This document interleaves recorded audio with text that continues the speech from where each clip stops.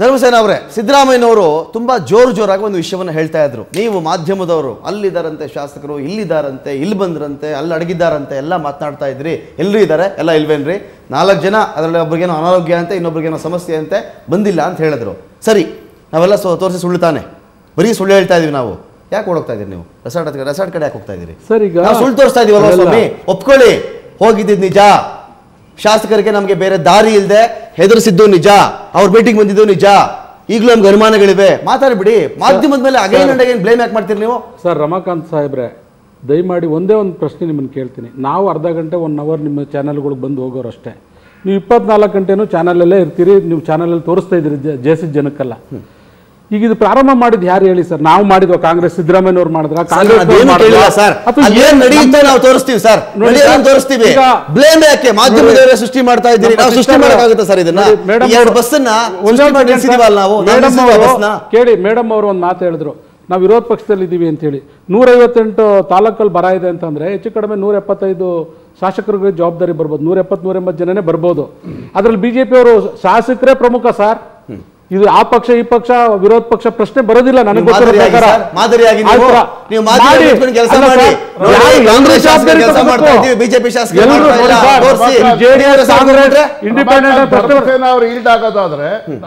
Sir, ಮಾತಾಡಿ sir. ನೋಡಿ, ಈಗ ಇವರು ಹೇಳಿದ್ರು ವಿರೋಧ ಪಕ್ಷದ ಬಗ್ಗೆ ಹೇಳಿದ್ರು.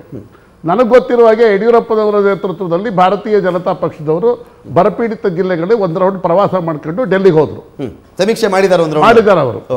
ನನಗೆ I am surprised the revenue minister of this government, Deshpande, who is the senior most minister. ಹೇಗೆ ಅಂದ್ರೆ ಅವರು 1985ರಲ್ಲಿ ಪ್ರಥಮ ಬಾರಿಗೆ ಮಂತ್ರಿ ಆದ್ರು. ಗುಟ ಹೊಡ್ಕೊಂಡು ಕೂತ್ಬಿಟ್ಟವರ ವಿಧಾನಸೌಧದಲ್ಲಿ, ಯಾರಾದ್ರೂ ಬರ್ಲಿ ಯಾರಾದ್ರೂ ಹೋಗ್ಲಿ, ನಾ ಮಾತ್ರ ಮಂತ್ರಿ ಅಂತ ಅಂದ್ಬಿಟ್ಟು. ಅವರು ಬರಪೀಡಿತ ಜಿಲ್ಲೆಗಳಿಗೆ, ಬರಪೀಡಿತ ತಾಲೂಕುಗಳಿಗೆ ಪ್ರವಾಸ ಮಾಡಿದಾರ. ಪ್ರವಾಸ ಮಾಡಿ ಅಲ್ಲಿನ ರೈತರ ಸಮಸ್ಯೆಗಳನ್ನ, ಬರಪೀಡಿತ ಜನರ ಸಮಸ್ಯೆಗಳನ್ನ, ರೈತ ಕಾರ್ಮಿಕರ ಸಮಸ್ಯೆಗಳನ್ನ ಅರಿತು ಅದಕ್ಕೆ ಪರಿಹಾರ ಕಂಡುಹಿಡಿಯುವ ಪ್ರಯತ್ನ ಮಾಡಿದ್ದಾರೆ ಅವರು. ಅವರು ಇಲ್ಲಿಯವರೆಗೆ ಮಾಡಿದಂತಹ ಒಂದೇ ಒಂದು ನಿದರ್ಶನ ಇಲ್ಲ. ಇವತ್ತು ಕುಳಿತುಕೊಂಡು ನಾವು ಕಾಂಗ್ರೆಸ್ ಪಕ್ಷದ ಶಾಸಕರು ಗಟ್ಟಿಯಾಗಿದ್ದೀವಿ, ನಾವೆಲ್ಲ ಒಟ್ಟಾಗಿದ್ದೀವಿ ಬಿಟ್ಟಿದ್ದೀನಿ. ನಾನು ಹೇಳ್ತೀನಿ ಕೇಳಿ, ನಮ್ಮ ಶಾಸಕರು ಯಾರು ಕೂಡ ಯಾವ ರೆಸಾರ್ಟ್ಗೆ ಹೋಗಿಲ್ಲ. ಎಲ್ಲರೂ ಕೂಡ ಅವ್ರವ್ರ ಕ್ಷೇತ್ರದಲ್ಲಿ ಇದ್ದಾರೆ. ಇದನ್ನ ಅರ್ಥ ಮಾಡ್ಕೊಳ್ಳಿ. ಈಗ ಹೋಗಿದ್ದಾರೆ, ಅನಿವಾರ್ಯ ಹೋಗಿದ್ದಾರೆ ಸರ್, ಅನಿವಾರ್ಯ ಹೋಗ್ಲೇಬೇಕಾದಂತ ಪರಿಸ್ಥಿತಿ ನಿರ್ಮಾಣ ಮಾಡೋದು ಯಾರು? ಯಾರು? ಕಾಂಗ್ರೆಸ್ನವ್ರು ಇಲ್ಲ, ಇಡಿನವ್ರ ಮೇಲೆ ಅಟ್ಯಾಕ್ ಮಾಡಿಸೋದು, ನಮ್ಮ ಶಾಸಕರುಗಳ ಮೇಲೆ, ಮಂತ್ರಿಗಳ ಮೇಲೆ, ಸಿಬಿಐ ಮೇಲೆ ಮಾಡೋದು. ಒಂದು ದಿವಸ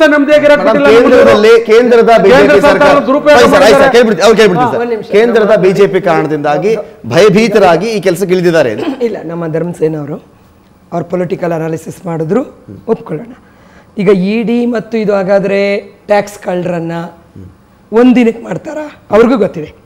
ಇವತ್ತು ನಾಳೆ ರೈಡ್ ಮಾಡಬೇಕು ಅಂತ ಇವತ್ತು ತೀರ್ಮಾನ ತಗೊಳ್ಳಲ್ಲ. ಅವರು ಸರ್ಕಾರ ಮಾಡಿದ್ದಾರೆ, ಕೇಂದ್ರ ಸರ್ಕಾರವನ್ನ. ಇದೆಲ್ಲ ಬಿಟ್ಬಿಡೋಣ. ಕಳ್ಳರ ಪರವಾಗಿ ನಾವು ನಿಂತ್ಕೊಳ್ಳೋದು ಬೇಡ.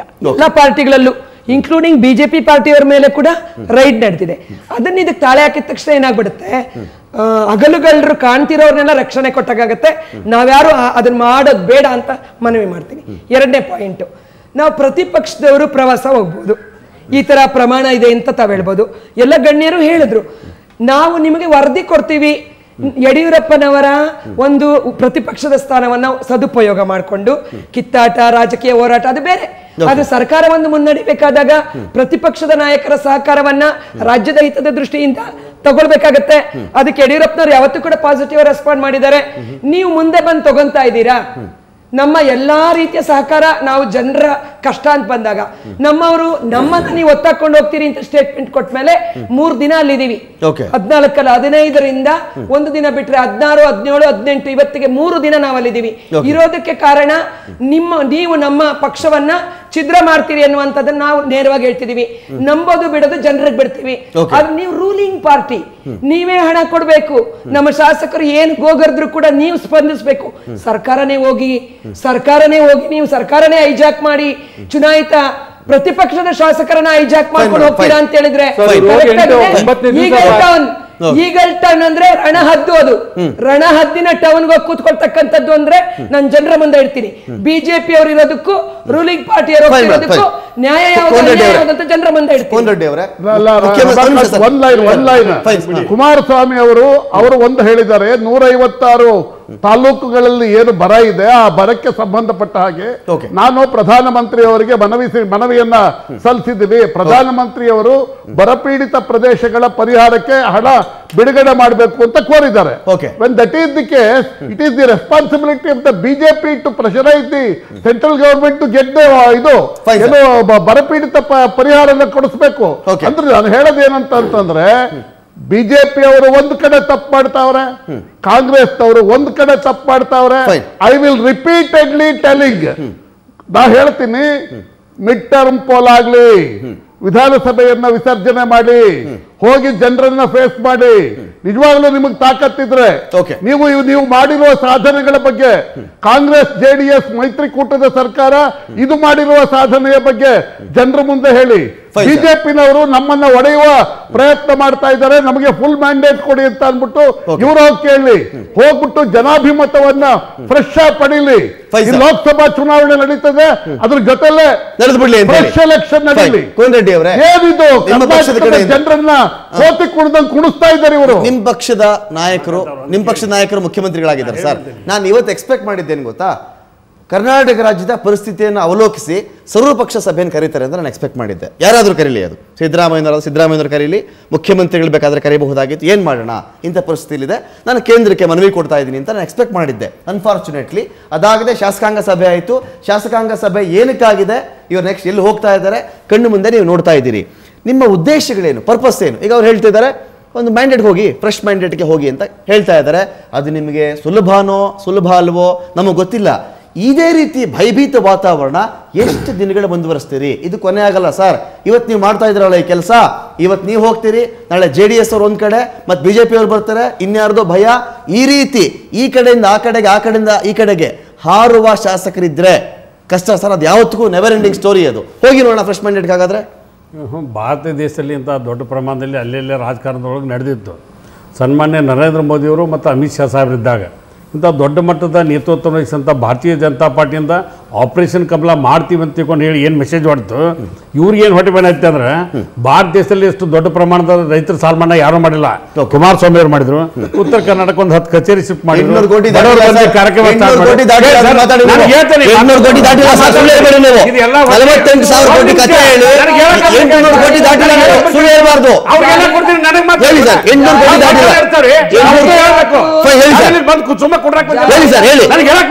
ಎಷ್ಟು ಮಾಡಿದ್ರಿ ಸರ್ ಹೇಳಿ ಕೇಳಿ. ನನ್ನ ಸರ್ಕಾರದ ಕಾರ್ಯಕ್ರಮಗಳನ್ನ ಸಮ್ಮಿಶ್ರ ಸರ್ಕಾರ ಕಾರ್ಯಕ್ರಮ ಹೇಳಬೇಕು. ಯಾಕೆ ಒಂದ್ ನಿಮಿಷ ಕುಮಾರಸ್ವಾಮಿ ಅವರ ಸರ್ಕಾರ 7 ತಿಂಗಳಿಂದ ಪ್ರತಿ ದಿವಸ ಆಪರೇಷನ್ ಸಿಂಪಲ್ ಕ್ವಶನ್ ಸರ್, ಸಾಲ ಮನ್ನಾ ಎಷ್ಟು ಕೋಟಿ ಮಾಡಿದ್ರಿ ಸರ್? ಸಾಲ ಮನ್ನಾ ಎಷ್ಟು ಕೋಟಿ ಮಾಡಿದ್ರಿ ಹೇಳಿ ಸರ್? ನೋಡಿ, ಈಗಾಗಲೇ ಅಂಕಿಅಂಶ ನಿಮಗೂ ಗೊತ್ತಿದೆ. Mobile app ನಾಗಿದೆ. 800 ಕೋಟಿ ಹೇಳ್ತೀನಿ ನಾನು. 800 ಕೋಟಿ ಮಾಡಿದ್ದೀರಿ. 800 ಕೋಟಿ ಮಾಡಿವಿ, ಪ್ಲಸ್ ನ್ಯಾಷನಲ್ ಬ್ಯಾಂಕ್ ಬಿಡುಗಡೆ. ಇದೇ ಕರ್ನಾಟಕ ಮಾಡೆಲ್ ಅನ್ನ ಸನ್ಮಾನ್ಯ ನರೇಂದ್ರ ಮೋದಿ ಸಾಹೇಬ್ ಕಾಪಿ ತಗೊಂಡ್ರ. 357 ರೈತರ ಆತ್ಮಹತ್ಯೆ ಬಿಡಿ ಸರ್, ಮಾಡಿ ತೋರಿಸ್ತೇವೆ. ಆಡಳಿತ ನಡ್ಸಕ್ ಬಿಡ್ಲಿ ಬಿಜೆಪಿ ಅವರು.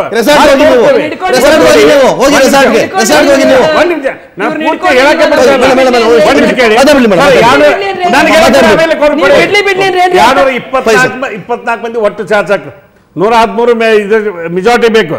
80 ಪ್ಲಸ್ 37 ಪ್ಲಸ್ 1 ನಾವು ಈಗ ಮೆಜಾರಿಟಿ ಇದೆ, 118 ಇದೆ. ಒಂದು ಪಂಚಾಯತಿ ಅಧ್ಯಕ್ಷ ಮಾಡಕ್ ಒಂದು ನಂಬರ್ ಬೇಕು.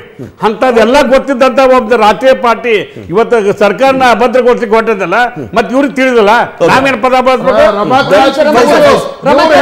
ನಮ್ಮನ್ನ ಅಭದ್ರಗೊಳಿಸೋದಕ್ಕೆ ಅಂತ ಅವ್ರು ಹೇಳ್ತಾರೆ, ನಮ್ಮನ್ನ ವಿಭಜಿಸೋದಕ್ಕೆ ಅಂತ. ಇಂಥ ಪರಿಸ್ಥಿತಿ ಒಳಗೆ ಯಾಕೆ go for mid term poll, face the electorate ಯಾವುದೇ ಕಾರಣಕ್ಕೂ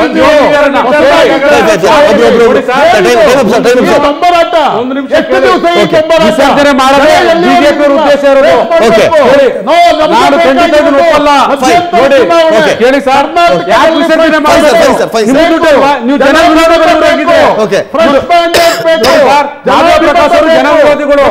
ಹೇಳಿ ಯಾಕೆ ವಿಸರ್ಜನೆ ಮಾಡಬೇಕು?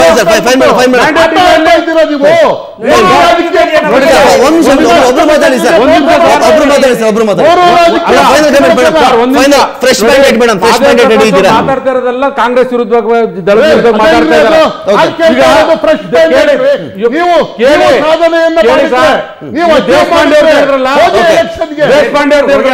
ಬಾಗಲಕೋಟೆ ಬಿಜಾಪುರದಲ್ಲಿ ಅವರು ಉತ್ತರ ಕರ್ನಾಟಕದಲ್ಲಿ ಬರೆದ ಟೂರ್ ಮಾಡಿ ಮುರುಗೇಶ್ ಬಿಜೆಪಿ ಅವ್ರ ಮನೇಲಿ ಊಟ ಮಾಡ್ಕೊಂಡು ಬಂದಿದ್ದಾರೆ. ಮುರುಗೇಶ್ ಅವ್ರ ಮನೆಯಲ್ಲಿ ವಿಸರ್ಜನೆ ಮಾಡ್ತೀರಿ? ಬೇಕಾಗಿರೋದು ಬಿಜೆಪಿ ವಿಸರ್ಜನೆ ಮಾಡ್ಬೇಕಂತ. ಅದು ಖಂಡಿತ ಸಾಧ್ಯ ಇಲ್ಲ.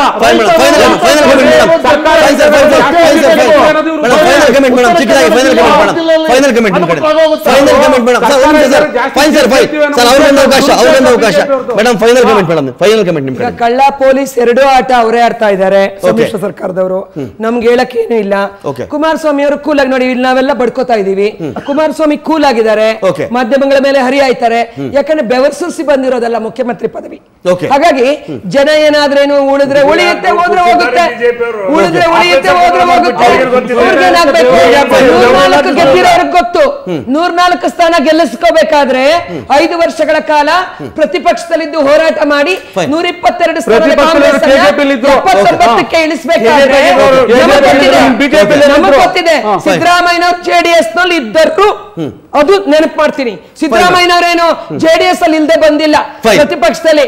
ಯಡಿಯೂರಪ್ಪನವರಾದ್ರು ಬಿಜೆಪಿಯಲ್ಲೇ ಇದ್ದಂತವ್ರು, ಬೇರೆ ಪಾರ್ಟಿ ಮಾಡಿದ್ರು ಬಿಜೆಪಿಗೆ ಬಂದ್ರು. ಬೇರೆ ಪಾರ್ಟಿಯಿಂದ ಬಂದವರಲ್ಲ ಅವರು, ಸ್ವತಃ ಮಾಡಿದಂತವ್ರು. ದಯಮಾಡಿ